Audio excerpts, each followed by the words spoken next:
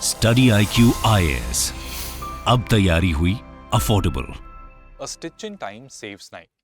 कभी अगर हम कोई कपड़े के साथ काम कर रहे हैं और उसमें छोटा सा छेद हो जाए और अगर उसको टाइमली स्टिच कर दें तो उसको रिपेयर करना आसान है rather than waiting for it, जिसमें कि क्या होगा, वो जो भी छेद है वो धीरे धीरे बड़ा होता रहेगा एंड उसके बाद समस्या बढ़ सकती है, ज़्यादा आपको मेहनत करनी पड़ सकती है। जीवन में आपने कोई भी काम करना है या आपकी कोई भी परेशानी है, अगर उसके सोल्यूशन को आप टाइमली ढूंढ कर उसके ऊपर काम कर लें तो बेसिकली आप आने वाली आपदा से खुद को प्रोटेक्ट कर रहे हैं। और अगर आपके कॉम्पिटिटिव एग्जाम्स यानी कि यूपीएससी की बात करें तो उसमें भी सीधा सीधा लॉजिक दोस्तों यही है कि जितनी जल्दी आप किसी भी प्रिपरेशन को स्टार्ट करेंगे, आपके सिलेक्ट होने के चांसेस और जिस समय पर आपकी सिलेक्शन होगी वो आप बेसिकली उसको पहले लेके आ रहे हो। ठीक है, कोई भी चीज आप डिले करोगे तो उसका फिर आउटकम भी डिले हो जाएगा। तो आपकी यूपीएससी की प्रिपरेशन में study IQ P2I GS batch 5 launch कर रही है 8 दिसंबर, यानी कि आज बेसिकली ये बैच लॉन्च हो रहा है, शाम 6 बजे को इसकी पहली क्लास होने जा रही है। राइट, अब अगर यूपीएससी की आप तैयारी कर रहे हो तो आपके मन में ये सवाल आएगा और आई एम वेरी श्योर कि आपने ये भी सर्च कर लिया होगा कि कौन से अच्छे कोर्सेज हैं, राइट, कहाँ से हम ऑनलाइन कोचिंग ले सकते हैं यूपीएससी की जिससे कि हमें अपने पूरे की पूरी तैयारी में फायदा रहे। तो I am very sure study IQ का नाम भी आपके सामने जरूर आया होगा। Now should you join this batch, should you join this course और not, let me explain it to you.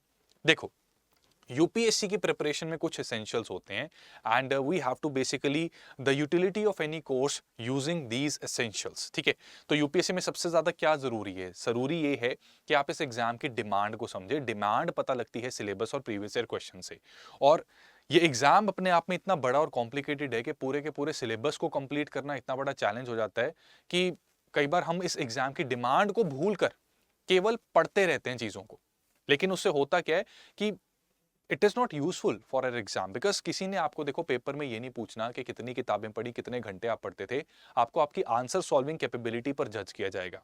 Right, सो आपकी एग्जाम की तैयारी के लिए यही एसेंशियल है कि सिलेबस और प्रीवियस ईयर क्वेश्चंस को ध्यान में रखते हुए आप चीजों को पढ़ें, उनको इंटीग्रेट करके शुरू करें। राइट, और अपनी जो तैयारी है स्टार्टिंग में प्रीलिम्स और मेंस, इन दोनों चीजों के बीच तालमेल बनाकर स्टार्ट करना जरूरी है।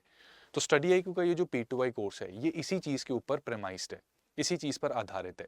प्रीवियस ईयर क्वेश्चंस की इंटीग्रेशन, सिलेबस की इंटीग्रेशन और प्री मेंस की इंटीग्रेशन स्टार्टिंग में हम करते हैं, जिससे कि एक स्ट्रॉन्ग फाउंडेशन आपकी तैयार हो जाती है। दूसरी इंपॉर्टेंट चीज जो आपके एग्जाम में जरूरी है वो है टाइम बाउंड होनी चाहिए प्रिपरेशन। कई बार लोग खुद से तैयारी करना स्टार्ट करते हैं। मैं अपनी भी बात करूं, मैंने कॉलेज में प्रिपरेशन करनी स्टार्ट कर दी थी, लक्ष्मीकांत की एक सेकेंड हैंड बुक खरीदी थी और उसको पढ़ना शुरू कर दिया। लेकिन हालत ऐसी हो गई कि 2 पेज पढ़ने में भी इतना समय लग रहा है, और वो समय इसलिए लग रहा है क्योंकि मैं गलत अप्रोच और गलत माइंडसेट के साथ उसे पढ़ रहा था। मैं चीजों को रटने के ऊपर फोकस ज्यादा करता था और प्रीवियस ईयर क्वेश्चंस तो पढ़े ही नहीं थे। राइट, तो ये एक समस्या बन जाती है अगर सेल्फ स्टडी करें। कई बार हम टाइमली सिलेबस को कंप्लीट ही नहीं कर पाते। तो टाइम बाउंड होनी चाहिए प्रिपरेशन। भले ही आप डिमांड समझ गए, भले ही आपने पढ़ना शुरू कर दिए, लेकिन वही बात है कि अगर ज्ञान सही समय पर काम ना आए तो वो किसी फायदे का नहीं होता। राइट, तो सही समय पर तभी काम आएगा अगर सही समय पे आपने उसको अर्जित कर लिया है, इकट्ठा एकत्रित कर लिया है। राइट, तो टाइम बाउंड प्रिपरेशन जरूरी है एंड P2I GS बैच 5 में हम दिसंबर 2024 तक पूरे सिलेबस को कवर करने वाले हैं। ठीक है, उसके बाद आपकी सिर्फ प्रैक्टिस होगी और टेस्ट होते रहेंगे, जिससे कि एग्जामिनेशन का मोमेंटम आपका बना रहे। ठीक है, तो 2025 के कैंडिडेट्स, उनको तो मैं बिल्कुल यही सलाह दूंगा कि आपको तो डेफिनेटली इस बैच में ज्वाइन करना चाहिए। टाइमली आप स्टार्ट करेंगे तो सिलेक्शन के भी अच्छे खासे चांसेस रहते हैं आपके। राइट, इसी के साथ यार ऐसा होता है कि कई बार सेल्फ स्टडी में या कहीं और हम जाते हैं ना तो चीजें पढ़ते रहते हैं, और ज्यादातर कोचिंग सेंटर्स का फोकस इसी चीज पर रहता है कि हम सिलेबस कवर करा दें और पढ़ा दें। ठीक है, इंफॉर्मेशन ठूस दें बच्चे के सामने। स्टडी IQ में ऐसा नहीं है। ठीक है, स्टडी IQ में ऐसा डेफिनेटली है कि हमने आपको प्रिपरेशन करवानी है, पर हमारा फोकस रहता है कि जितनी भी चीजें आपने पढ़ी हैं उनकी रिवीजन भी होती रहे।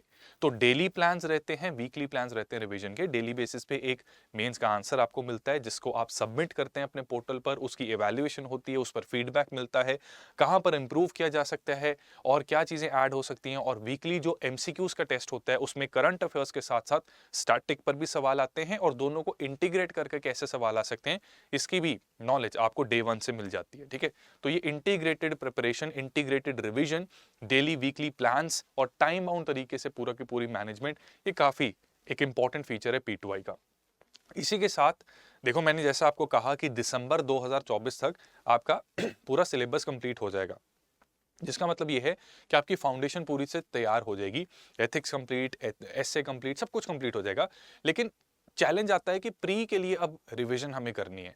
उसमें कई लोग गलती ये करते हैं कि अप्रोच गलत फॉलो करते हैं। ठीक है, प्री की रिवीजन में भी वो क्या करते हैं, मेंस के हैंगओवर में पढ़ते रहते हैं, राइट, कि आंसर राइटिंग लिखना उन्हें अच्छा लगता है, राइट, तो वो फैक्चुअल इन्फॉर्मेशन, ट्रिवियल डाटा को समझते हैं कि इसका क्या काम, हम चीज़ों को समझते हैं। फ्लो चार्ट्स वहां पर भी बनाते रहेंगे, ठीक है, फ्लो चार्ट्स बनाने होते हैं, लेकिन प्री को पढ़ने का तरीका अलग होता है। प्री में आपको कंसोलिडेट करना है, बहुत सारी इंफॉर्मेशन आपने पढ़ी है, तो उस इंफॉर्मेशन को अरेंज करना है, वही अरेंजमेंट आपके दिमाग में भी जाएगी, उसी के बेसिस पे आप एग्जाम सॉल्व कर पाएंगे। तो यहाँ पर कुछ ट्रिक्स लगती हैं, कुछ निमोनिक्स यूज होते हैं, और बहुत सारी चीज़ें का इस्तेमाल करना पड़ता है। यहाँ पे रिगरस प्रैक्टिस की बहुत ज़्यादा ज़रूरत रहती है। तो इसी कोर्स के अंदर P2I में ही आपको SIP प्लस मिलता है। ये बेसिकली हमारा क्रैश कोर्स है, SIP stands for success in prelims plus. तो यहाँ पर लाइव क्लासेस के थ्रू डेली आपकी रिवीजन होती है पूरे सिलेबस को। जनवरी ऑनवर्ड्स या दिसंबर सिलेबस को खत्म करने के बाद हम फिर से पूरा सिलेबस रिवाइज करेंगे प्रीलिम्स की ओरिएंटेशन में। डेली क्लासेस होंगी, हर क्लास के बाद 50 MCQs का आपका टेस्ट होगा, राइट। तो यहाँ पर काफी रिगरस टेस्ट का भी एक पूरा सिस्टम आपको मिलेगा, उसकी डिस्कशन होगी, वहां पर आपको समझाया जाएगा कि किस तरह के ट्रैप से आपने बचना है, कौन सी ट्रिक्स हैं, वो यूज करके भी आप क्वेश्चंस को सॉल्व कर सकते हैं, राइट। सो ये अप्रोच हमारे क्रैश कोर्स में आपके प्रीलिम्स के ओरिएंटेशन से चीजों को कंसोलिडेट करने में हेल्प करेगी। ऑब्वियसली जब इतना कुछ आप कर रहे हो, ठीक है, और इसमें करंट अफेयर प्रोग्राम भी आपको मिल रहा है, तो आपके करंट अफेयर्स के ऊपर भी अच्छी ग्रिप है, और स्टैटिक करंट को लिंक करके हम कंसोलिडेशन यहाँ पे करेंगे, तो ऑब्वियसली प्री क्लियर होगा। प्री के क्लियर होने पर मेंस की एक रिगरस प्रैक्टिस स्टार्ट होगी विद 3-2-1 फॉर्मूला। इसमें क्या है कि देखो, आपने पिछले पूरे एक साल में अच्छे से चीजों को पढ़ा है, रिवाइज किया है और प्री क्लियर किया है, तो इन 3 दिन, हफ्ते में 3 दिन हम क्या करेंगे, मेंस के लिए हफ्ते में 3 दिन इशू एनालिसिस करेंगे कि GS wise, GS1, GS2, GS3 and GS4, यहाँ पर इशू GS वाइज हम सारे सिलेबस को मेंस के ओरिएंटेशन से पढ़ेंगे, जहां पर मुद्दों के ऊपर सवाल आते हैं। हर मुद्दे के अलग अलग पहलू डिस्कस करेंगे, उसका राइटअप आपको मिलेगा और उसके नोट्स भी आपको मिलेंगे। एंड जब फाउंडेशन क्लास चल रही है तो mind it, hand written notes ये भी आपको हमारी ही टीम प्रोवाइड कर रही है, उसमें भी टाइम बचेगा, राइट। तो मेंस की प्रैक्टिस और मेंस के टाइम पर 3 दिन आपका रिगरस इशू एनालिसिस होगा। यहीं पर जो भी आपको इंफॉर्मेशन मिली है, इसके बेसिस पे अगले 2 दिन आपकी होगी रिगरस आंसर राइटिंग प्रैक्टिस, जहां पर हम आपकी प्रैक्टिस करवाएंगे कि इस ज्ञान को देखो एब्जॉर्ब करना है आपने और फिर पेन डाउन करना है। तो 3 घंटे में 20 क्वेश्चंस का आंसर लिखने में जान लगती है, तो वो प्रैक्टिस आपकी यहां पर स्टार्ट हो जाती है। और एक दिन करंट अफेयर्स के ऊपर हम फोकस करेंगे, ताकि अपने आंसर्स को एनरिच करने के लिए करंट अफेयर्स आप कैसे इनमें इनकॉर्पोरेट कर सकते हैं उसके बारे में भी पता लग जाए। जाहिर सी बात है कि इससे मेंस क्लियर होगा और फिर इंटरव्यू में कैसे अपना बेस्ट फुट फॉरवर्ड रखना है उसकी जानकारी आपको मिल जाती है, ठीक है।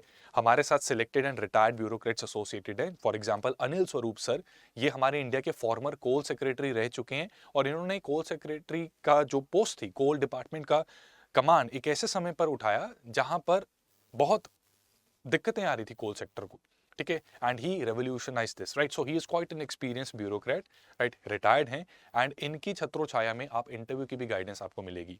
तो कोई भी दिक्कत हो कि कभी आप फेल हुए थे, कभी कॉलेज में प्रॉब्लम आई थी, ऑप्शनल आपने कुछ ऐसा उल्टा सीधा चूज कर लिया, या आपकी ग्रेजुएशन के साथ निकली, हर चीज का समाधान इंटरव्यू गाइडेंस में मिलेगा।